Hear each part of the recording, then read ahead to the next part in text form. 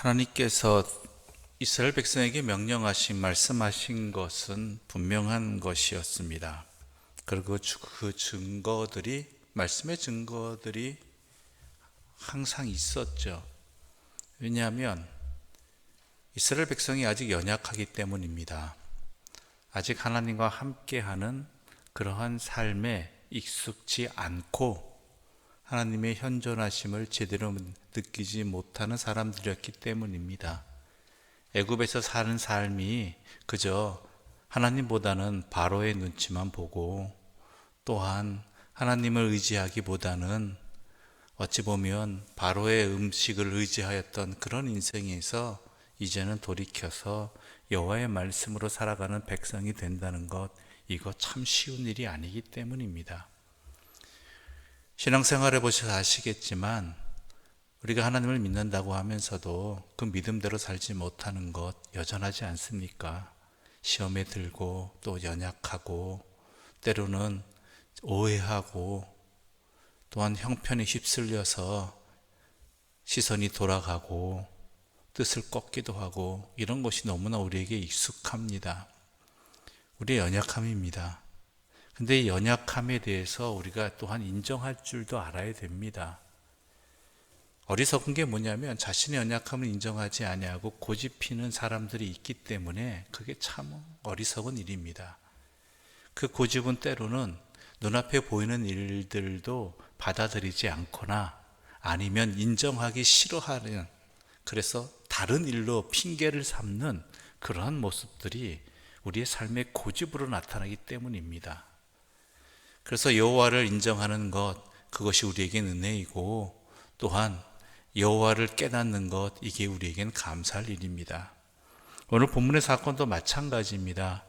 하나님께서 모세와 아론을 통해서 역사하시는 것, 이것이 불평불만인 사람들이 앞서 우리가 고라의 자손들을 통해서 나타난 안타까운 일들을 바라보았습니다. 그런 그 일당이 함께한 일들로 말미암아 그 이스라엘 백성들은 많은 피해를 입었습니다. 물론 이스라엘 백성들의 마음속에 그런 마음이 없었던 건 아니었겠지만 그래도 그것을 표현하지는 못했었는데, 고라 일당에 의해서 이것이 표현되었고, 그 다음에 또한 나단과 아비람 사건들, 이런 것들도 있어서 참 안타까운 일들이 많이 벌어졌습니다. 이런 이스라엘 백성들을 오죽하면 하나님께서 다 멸하고 다시 시작할 생각도 하셨겠습니까? 그런데 이 일을 또한 모세는 하나님 앞에 엎드려서 구원해 주시기를, 용서해 주시기를 그렇게 원했던 사람이 바로 모세였고 아론이었던 것입니다. 또한 이스라엘 백성들이 아론과 모세를 원망하였습니다. 자신들이 불순종해서 그와 자손들이 이러한 일들을 당했는데 마치 모세와 아론이 잘못한 것처럼 그렇게 탓하면서 그들을 모세와 아론을 비난하기도 하였고 원망하기도 하였고, 그러한 모습을 하나님께서는 전염병이라는 징벌을 통해서 14,700명의 생명을 거두시면서까지도 하나님의 뜻을 밝히 알려주셨죠. 그러면서 또 우리 하나님께서는 자비로우신 분이어서 우리의 연약함을 아시는 분이어서 다시 한번 확실한 증거로 하나님의 뜻을 알려주십니다. 바로 그것이 우리가 잘 알고 있는 아론의 쌍난 지팡이죠. 어찌 보면 아론의 권위를 인정해 주는 것 같이 보여질 수 있습니다. 12지파의 지팡이 중에서 레위 지파에 아론의 이름이 써져 있는 지팡이에 싹이 나고 열매가 맺어지는 이러한 일들을 통해서 마치 아론을 하나님께서 특별히 택하셨다라고 그렇게 이해되어질 수도 있습니다. 그런데요, 우리가 분명히 알아야 될 것은 하나님의 분명하신 뜻은 아론에 대한 하나님의 사랑이 아니라요, 이스라엘 백성들을 향한 하나님의 뜻입니다. 아론이 특별나서 하나님이 택하신 것 아닙니다. 하나님의 뜻이었기 때문에 택한 것입니다. 이 의미를 우리가 분명히 알아야 됩니다. 각자에게 맡겨진 역할도 있고요.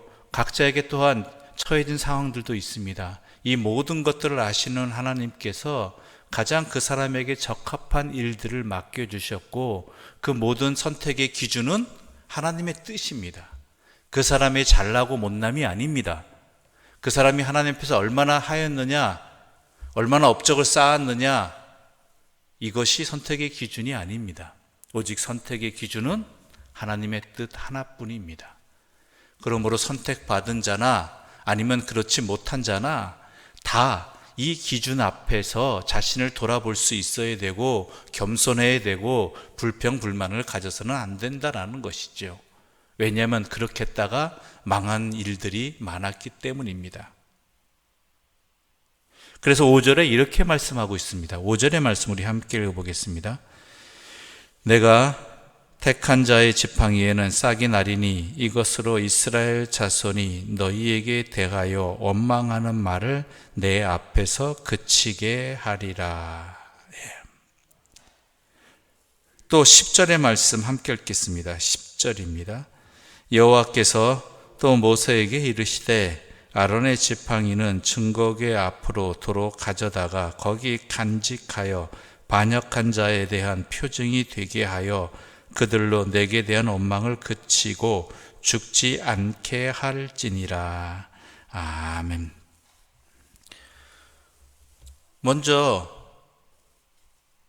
하나님께서는 금하신 이 지팡이를, 쌍난 지팡이를 허락하신 이유가 모세와 아론에 대하여 원망하는 말을 하나님 앞에서 그치게 하기 위함이라고 하셨습니다. 그러나 두 번째 10절에서는 이스라엘 백성들이 하나님에 대한 원망을 그치고 죽지 않게 하기 위해서라는 것이죠. 이것이 하나님의 뜻입니다. 모세와 아론을 향해서는 내가 너를 향해서 원망하는 그 말들을 이 쌍난 지팡이의 증거를 통해서 막아줄 터이니 너는 하나님의 일을, 맡겨진 일들을 끝까지 감당하라는 것이고, 모세와 아론을 향해서는, 이스라엘 백성들을 향해서는 이 쌍난 지팡이를 통해서 하나님의 뜻을 알고 하나님을 원망하는 일을 멈추고, 즉 모세와 아론을 원망하는 그 중심에는 무엇이 있다고요? 하나님을 원망하는 것이라는 이야기입니다. 하나님을 원망하는 일을 멈추고 너의 생명을 지켜라라는 것이죠. 이런 하나님의 뜻이 이 안에 담겨 있는 것입니다. 아론을 향한 특별한 사랑을 말씀하시는 것이 아니라 하나님의 뜻을 깨닫고 밝히 알아서 그 뜻대로 순종하며 사는 것이 생명을 지키는 길이다라는 하나님의 은혜의 말씀이라는 것이죠. 거듭거듭 말씀해 주시는 것입니다. 불순종에도 불구하고 거듭거듭 또 다른 하나님의 뜻을 밝히시는 일들을 베풀어 주시는 분이 우리 하나님이시라는 것입니다. 오늘 우리들에게도 마찬가지입니다. 우리에게 참 감사한 일은 뭔지 아십니까? 이런 하나님의 사랑이 오늘 우리들에게도 임하고 있다는 것입니다. 우리는 여러 형편을 앞세워서, 여러 이유를 앞세워서 주의 말씀을 어길 때가 많고 또한 잘못할 때가 많습니다. 어찌 보면 진짜 가장 두려운 것이 내 한 일들을 내가 깨닫는 것, 내가 어떤 일을 살면서 행했는가를 제대로 다 볼 수 있다라면 내 스스로 내 자신을 아마 용서하지 못할 것 같습니다. 가끔 그런 때가 있습니다. 어릴 때 잘못했던 것, 어리석은 행동을 했던 것이 기억 속에서 없다가, 기억나지 않다가 어느 날 갑자기 기억날 때가 있습니다. 그러면 그때만큼 부끄러운 적이 없습니다. 그때만큼 속상한 적이 없습니다. 왜 이건 기억나가지고 나로 하여금 이렇게 부끄럽게 만드는가 생각될 때도 있습니다.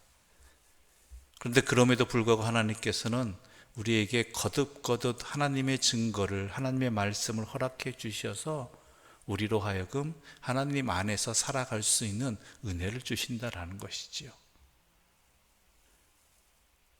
그래서 주의 말씀이 항상 나에게 들려진다는 것이 얼마나 감사한 일인지 모르겠습니다. 이 감사한 일을 앞에 두고 우리가 또한 안타까운 모습을 보게 됩니다. 12절과 13절의 말씀 함께 읽어보겠습니다. 12절과 13절입니다. 함께 읽겠습니다. 이스라엘 자손이 모세에게 말하여 이르되 보소서 우리는 죽게 되었나이다. 망하게 되었나이다. 다 망하게 되었나이다. 가까이 나아가는 자 곧 여호와의 성막에 가까이 나아가는 자마다 다 죽사오니 우리가 다 망하여야 하리이까. 고핫과 나단, 아비람 사건과 또한 250명이 불살라진 사건인지 14,700명이 전염병으로 죽은 사건, 또한 이 아론의 쌍난 지팡이의 사건을 통해서 말씀하시고자 하는 하나님의 뜻을 이들은 오해하고 있습니다. 결국 하나님 앞에서 우리는 하나님께 나아가는 자 다 죽습니까? 죽는다로 생각해 버리는 거예요. 참 이게 안타까운 일이죠. 하나님의 말씀을 똑같이 듣고 하나님께서 행하신 사건들을 똑같이 경험해 놓고도 자기들 마음대로 해석해 버리는 것입니다. 가끔 그런 적이 있습니다. 하나님의 말씀을 전했습니다. 예배를 통해서. 그런데 가끔 들려오는 소리들이 있습니다. 많이는 아니지만 아주 가끔 적은 소리들이 들린 게 뭐냐면 엉뚱한 이야기를 하는 것입니다. 제가 전한 말씀이 그런 말씀이 아니었는데 마치 그런 것처럼 생각되어졌다는 이야기인 것입니다. 그래서 제가 전한 것들을 다시 원고를 보고 또한 영상들을 봐도 전혀 그런 뜻은 아니었는데 왜 그렇게 오해하셨을까라는 생각이 들 때가 아주 가끔 있다라는 것이죠. 오늘 본문의 사건도 마찬가지입니다. 이스라엘 백성들이 우리는 죽게 되었다라는 것입니다. 하나님의 심판을 통해서 말씀하시고자 하는 것이 무엇인지 깨닫기는커녕 우리 모두는 여호와 성막에 가까이 가는 자마다 죽게 될 것입니다라는 그러한 공포에 휩싸여 있습니다. 하나님의 말씀을, 하나님의 능력을 오해하고 있는 것이지요. 우리가 주의해야 될 게 바로 이것입니다. 하나님의 말씀을 들었을 때 우리가 성령의 은혜를, 성령의 능력을 구해야 되는 이유 중에 하나가 자기 마음대로 해석해버린다는 거예요. 듣고 싶은 대로 들어버리고 판단하고 싶은 대로 판단한다는 것이죠. 하나님의 마음을 알고자 하지 않습니다. 그러므로 우리는 깊은 성찰이 필요합니다. 예수님께서 마태복음 22장 29절에서 이런 말씀하셨습니다. 29절에서 너희가 성경도 하나님의 능력도 알지 못하는 거로 오해하였도다. 여러분, 우리는 말씀 앞에 겸손해야 됩니다. 겸손해야 된다는 것은 하나님의 뜻이 무엇인지 겸손하게 구해야 되고 살펴야 되고 헤아려야 된다는 것입니다. 내 생각의 잣대로, 내 어리석음으로, 내 편견으로 하나님께서 행하신 말씀하신 것과 행하신 일들을 잘못 보게 되면 엉뚱한 소리 하게 되고 답답한 이야기하게 되고 그리고 어리석은 선택을 하게 되는 것입니다. 그래서 우리가 말씀을 앞에 두고 겸손하게 하나님의 뜻을 구하는 그러한 노력을 쉬지 않아야 되는 이유가 바로 여기 있습니다. 우리의 평생 멈추지 말아야 되는 이유도 바로 여기에 있습니다.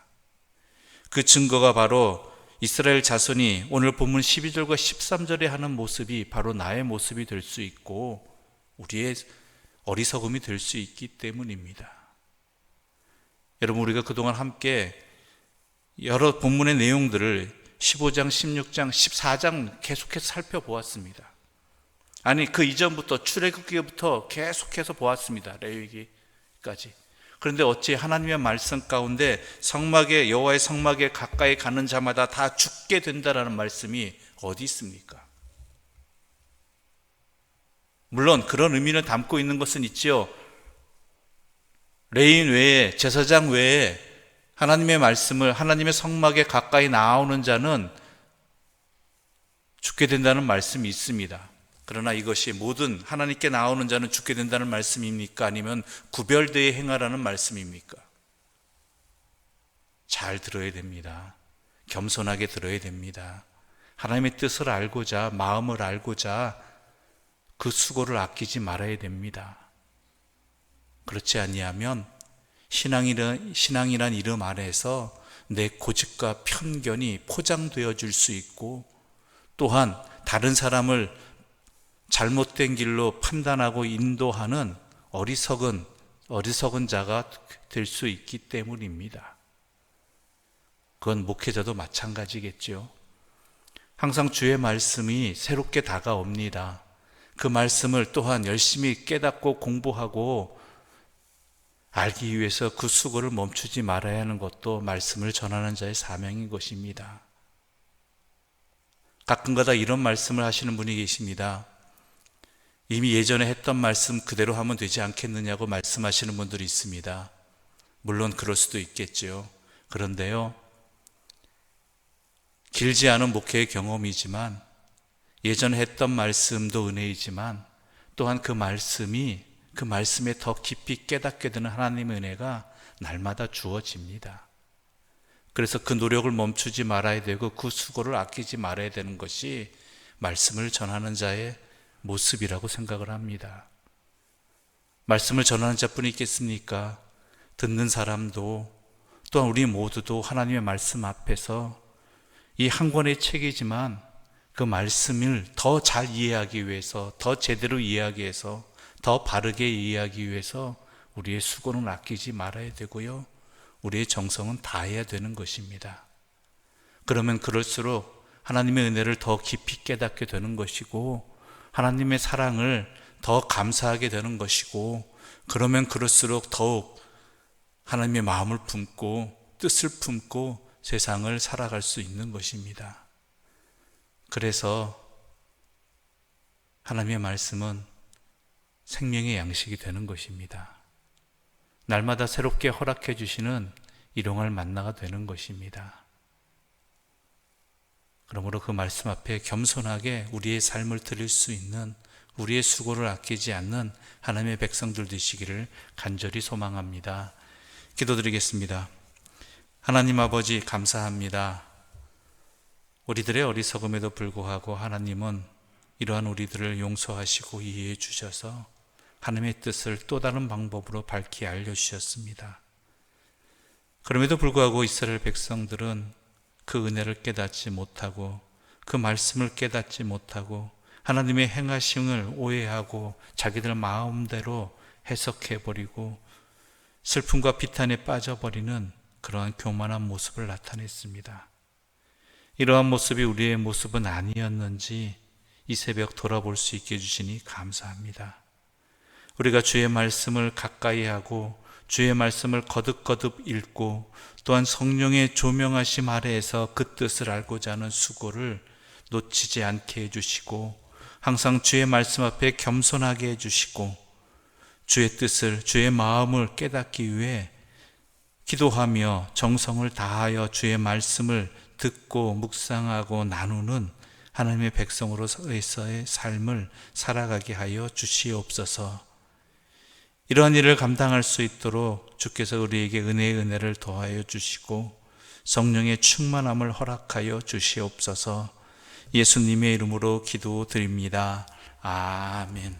하늘에 계신 우리 아버지의 이름을 거룩하게 하시며 아버지의 나라가 오게 하시며 아버지의 뜻이 하늘에서와 같이 땅에서도 이루어지게 하소서. 오늘 우리에게 일용할 양식을 주시고 우리가 우리에게 잘못한 사람을 용서하여 준 것 같이 우리 죄를 용서하여 주시고 우리를 시험에 빠지지 않게 하시고 악에서 구하소서. 나라와 권능과 영광이 영원히 아버지의 것입니다. 아멘.